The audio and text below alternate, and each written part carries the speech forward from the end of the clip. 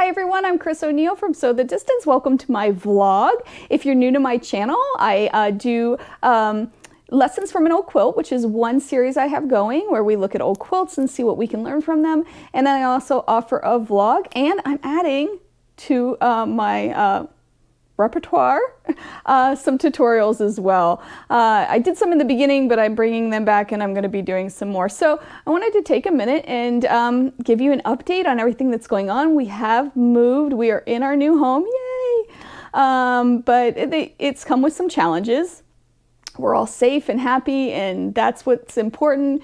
But there were some challenges with our move where we I think underestimated the size of this house and brought way too much stuff and had some challenges there. And then also some challenges with the house. The house has a lot of issues that we were unaware of. So that's been interesting, and we're really trying to balance both. But hey, you know, we're happy, we're safe, we're close to family. We are, you know, really settling in and enjoying it here, especially the quiet and the nature. It's so beautiful. If it would stop snowing, that would be great too. But hey, you can't have it all, right? So I do have a few tips that I'd like to share with you about the move and what I learned, and actually mistakes I made, because I did make quite a few mistakes in this move. So let's get started talking about that. The first mistake I made was not having a project ready to sew.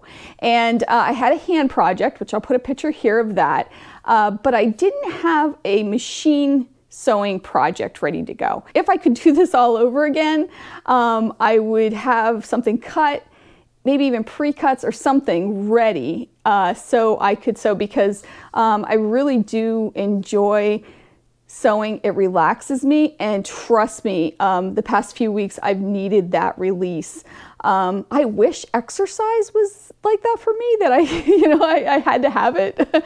I could benefit from that, but it's sewing, and I think it's something like 6 weeks without sewing, and I started sewing again this week, and it just felt so good. I could feel like just a lot of the stress melt away. So have a project ready. The next tip I have for you is to label everything. So I found myself just packing up things and saying, okay, this is in the sewing room.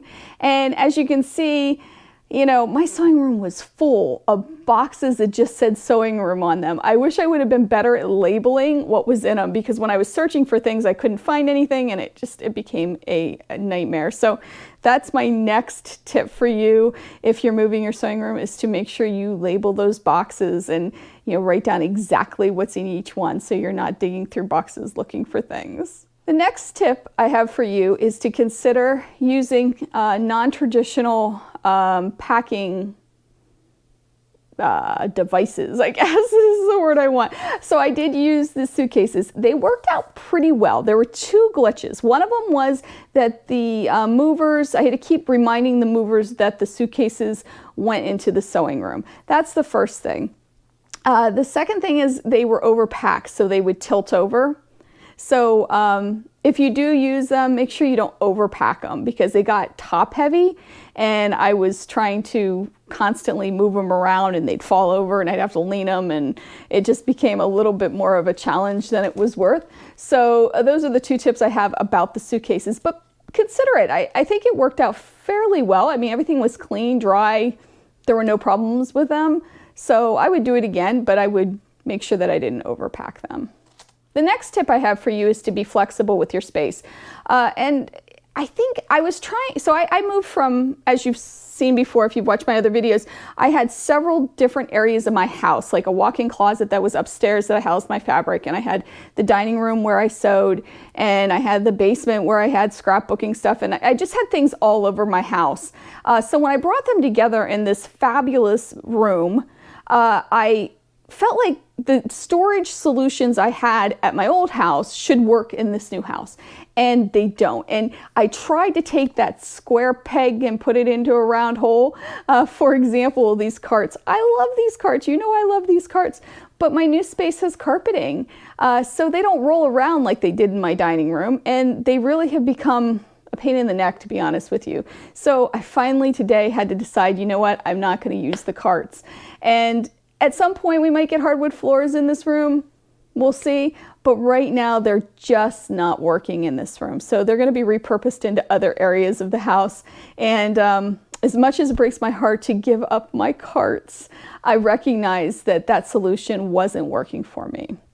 And that brings me to my next tip, and that's cleaning out your space. Take this opportunity to get rid of the stuff you'll never use. For example, this is an unfinished project I have that's the tumbling blocks. I think it's tumbling blocks or thimble, I don't know.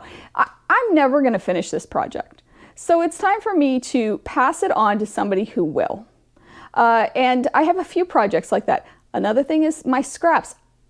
I have discovered I am a fabric hoarder, and I really need to pick and choose what I'm going to keep and what I'm going to use. So that's my next tip to you, is really take the opportunity to have some those tough questions that you're going to ask yourself is like, am I ever going to do this? Am I ever going to make this project? Should I, move this material or pattern or whatever onto somebody who actually will use it? And answering those hard questions can be hard. So I think it's time for me, I know I'm in the process of doing that, but I struggle with it, but it's gonna make my space that much better. So consider doing that too. The other thing that I think is important to remember is to forgive yourself. And my husband and I have been saying that all along. Him and I both made mistakes throughout this move, and we have to give ourselves grace and forgive ourselves and forgive each other. If he packed a bunch of things that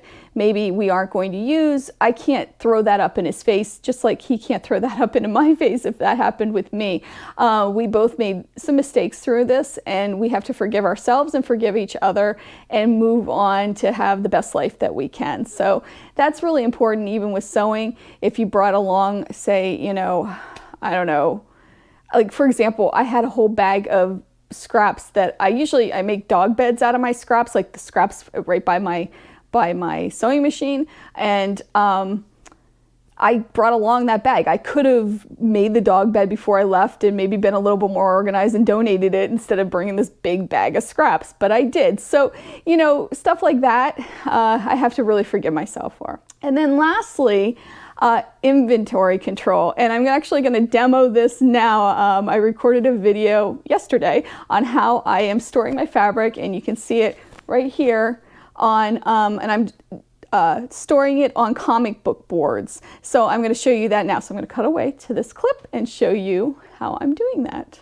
Okay, so to use this method for putting your fabric onto boards and making them look like mini bolts on the shelf like this, okay, you use these comic book boards, and they are 6 3/4 wide by 10 1/2 long. At least the ones I have are that size. You can get them on Amazon, and I'll put a link to them. They're great because they are acid-free and lignin-free. They're going to protect your fabric, and they're flexible, but not too flexible that they flop over like paper. So it's a nice weight to them.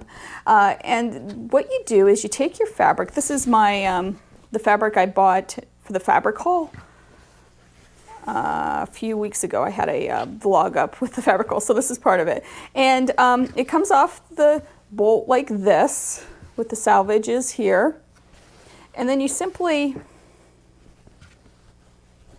fold it up to meet the salvage. Let me turn it over so you can see what I'm doing. So you're folding that in half so the salvages meet up here. It doesn't have to be perfect. It can be over a little bit. I'm actually going to fold it this way because that's the way it was folded, so it'll make my life a little easier.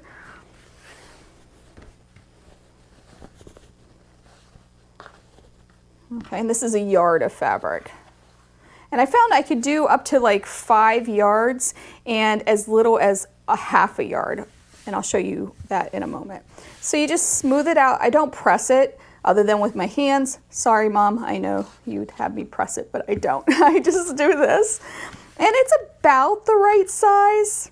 Not perfect, but it's about the right size. And you just fold it over and then just wrap it. And it's addicting, let me tell you. You get really into this. And then you have this at the end. Now, you can leave it like this and take 2 fabrics and put them together and put them onto your shelf like this. But I saw on, I think it was on So Sweetness, and I'll put a link to her videos below. She used these clips, these plastic alligator clips. And I bought some on Amazon for this purpose. And she just clips them right on like this. And I like that it holds it into place. And there you go. That's how you do it. Let me show you another one using a smaller piece. So this is a 1/2 yard of fabric. And you can see, again, the salvages are here. And I'm just going to take the salvages up to that fold, smooth it out as best as possible, and then just wrap. Now, this happened to me quite a bit where I had like a little bit left over. So I'd go back in and I would just adjust how I wrapped it. So, do that.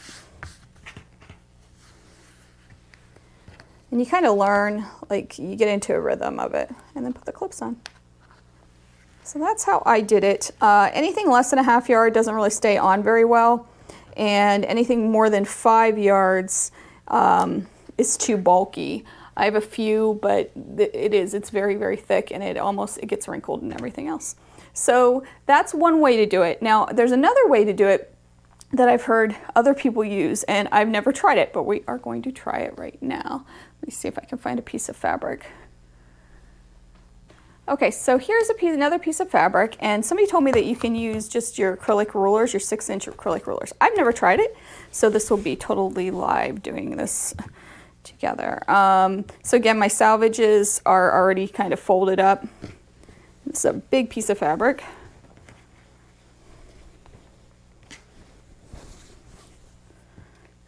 So they said you can just take this and wrap it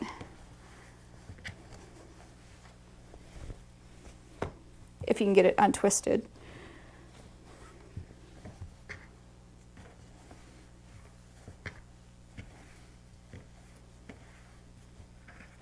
And we have that. I'm going to just fold that in. And then if you just slip this out, which that works out well too, and then you don't have to buy anything.